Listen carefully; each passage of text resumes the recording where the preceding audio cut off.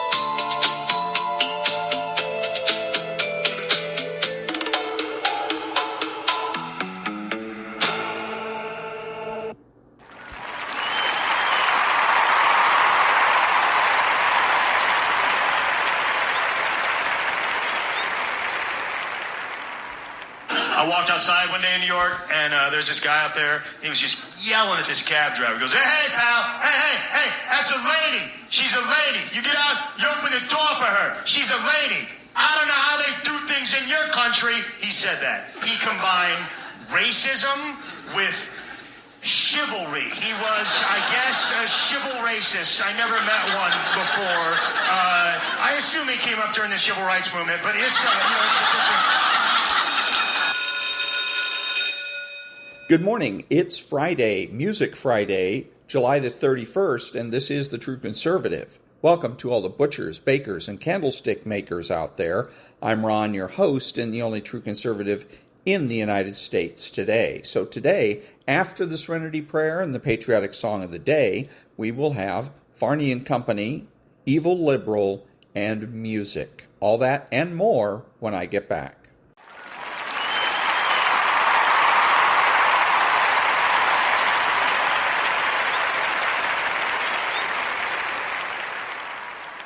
God, grant me the serenity to accept the things I should not change, the courage to change the things I should, and the wisdom to know the difference. Amen.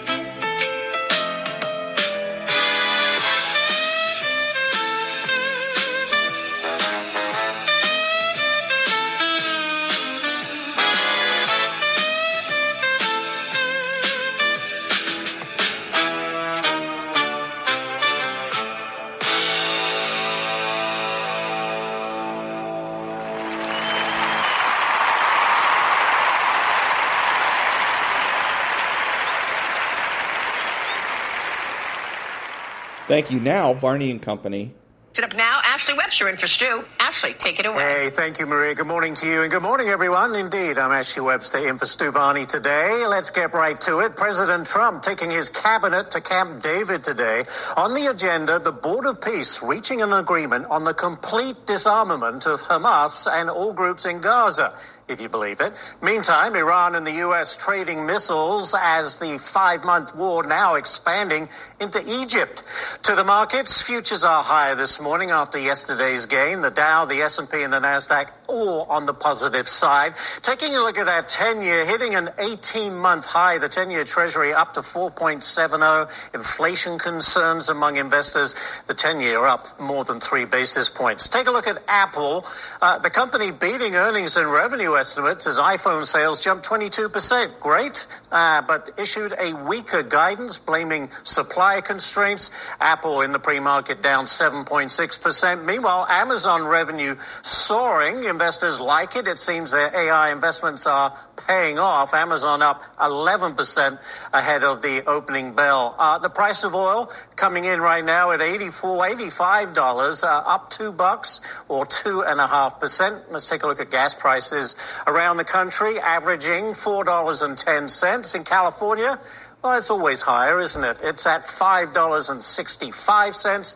Meanwhile, diesel coming in at $5.35 per gallon across the country. On the show today, thousands of migrants surge over the border into Spain from Morocco. More than 60,000 migrants crossing into the Spanish enclave of Ceuta. At least 34 migrants have died. Abdul El Sayed campaigning with Ilhan Omar as early voting is underway in Michigan, and he just released a new campaign ad with AOC pushing Medicare for all. So is AOC now the socialist kingmaker? We'll get into that. And the Seattle police chief resigned, or was he pushed? It doesn't seem to be the whole story. Mayor K.T. Wilson reportedly did fire him. It all comes after criticism over the response to Sunday's food festival shooting. Seattle has now had 4 police chiefs in just over 2 years. And the Fauci diaries, well, they're not going away. Former White House coronavirus response coordinator, Dr. Deborah Birx, served with Dr. Fauci, and guess what? She's going to be on the show.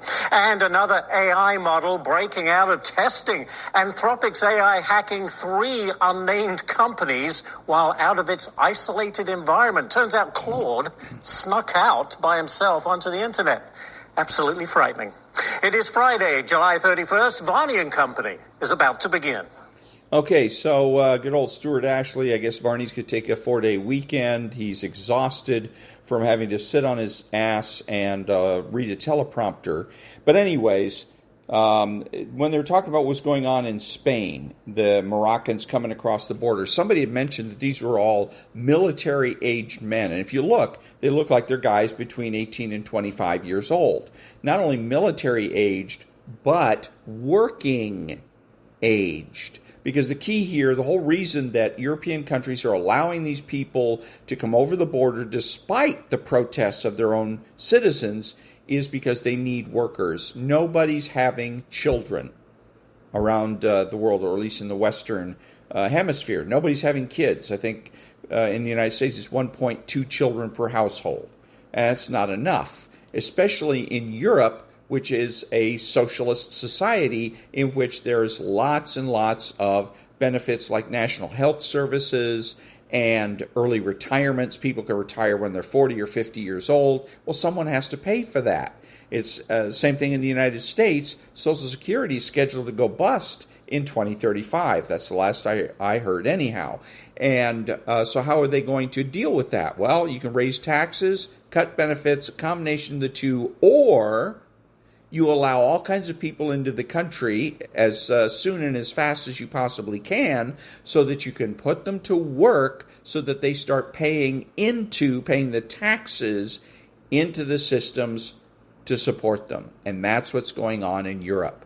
They're not, these leaders or people that think of themselves as leaders are not about to go to their populations and say, gee, sorry, didn't work out so well, so now we're going to have to reform the system, and some of you are going to end up having to suffer. They're not going to do that. Their people are not going to put up with it for 6 seconds. So instead, They're going to let people flood across the border. If people complain, we'll ignore them.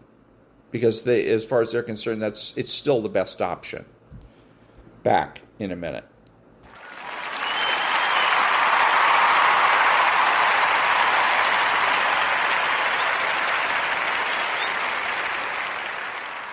Thank you. The goal is to stir just enough concern or guilt that we hesitate in our strength.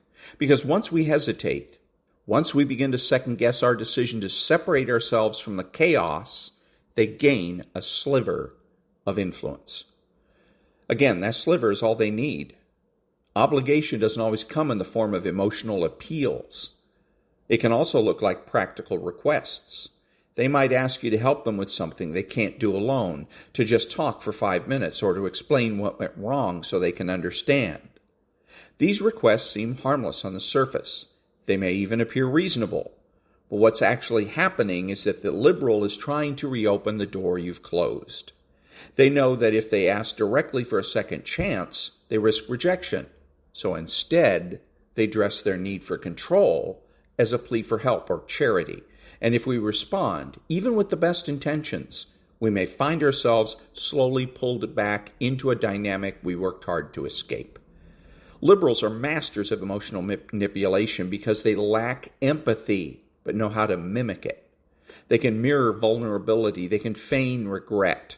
They can even cry, offer apologies, and say all the right words, not because they feel those things, but because they know we might. They count on our empathy to override our boundaries. They count on our moral compass to convince us that cutting them off is unkind and unfair. In doing so, they force us into an emotional dilemma, preserve our peace or meet their needs. And for someone who has been conditioned to put others first, that choice can feel excruciating. This is especially effective in relationships with a lot of history. The longer the history, the more material the liberal has to draw from. They'll remind us of moments where they were there for us. These memories are not brought up to reconnect authentically, but to create a sense of debt. It's the psychological equivalent of saying after everything we've been through, you owe me your attention. And if we agree to that unspoken contract, we will find ourselves re-entering the emotional trap disguised as reconciliation. Sometimes the liberal doesn't even speak directly. They may send a message through someone else or post cryptic messages on social media meant to elicit our concern and yet maintain plausible deniability. The idea is to stir our emotions without making a direct request, so that when we do respond, it feels like our choice, but it wasn't. It was engineered. They knew what would make us feel responsible. They knew what would make us feel like the bigger person, and they exploited it. Because the liberal's goal is never just contact. It's influence. Contact is merely the first step. What makes the manipulation so effective is that it doesn't look aggressive. In fact, it can seem soft, gentle, even loving. But that's the illusion, because under the surface, it's still about power. The liberal has not changed their intentions, they've only changed their approach. When control through intimidation or devaluation no longer works, they switch to control through indebtedness. They know exactly how to trigger the emotional wiring that makes us want to help, fix, or reconnect. These appeals are not rooted in genuine respect or mutual healing. They're strategic moves to get us to lower our guard. The message, the one spoken, is clear. We're not allowed to walk away without guilt, not permitted to heal without punishment, not free to grow without being accused of abandonment. This use of guilt and obligation is often the last thread connecting us to the liberal. They hope that by tugging on our empathy, they can reel us back in. Because if they can't control us through fear and they can't control us through charm, they'll try to control us through our own consciences. One of the most deceptive tactics that the liberal will use is when they see we've become too strong to manipulate directly, is the sudden resurrection of their ideal self, the charming, attentive, thoughtful version of them that likely drew us in at the beginning. This is a carefully calculated move, and it's not a sign of transformation. It's a strategic illusion designed to disarm us. Liberals understand, often better than we'd expect, what we once wanted from them. They know how to mirror our values, our dreams, our emotional language. So when they sense that our distance is permanent, they reach back into the playbook and revive the false persona we once responded to. This phase is sometimes referred to as hoovering, a term that captures how the liberal attempts to suck us back into the dynamic. But it's more than that. It's a psychological reenactment of the beginning of the relationship. The difference is that now their motivation isn't connection. It's recovery of control. The liberal doesn't miss us as persons. They miss the role we played in their life. They miss the way we responded to their needs, the attention we gave, and the emotional access we provided. So, in desperation, they tried to recreate the initial version of themselves that could win us over. They might start saying all the things we used to long to hear.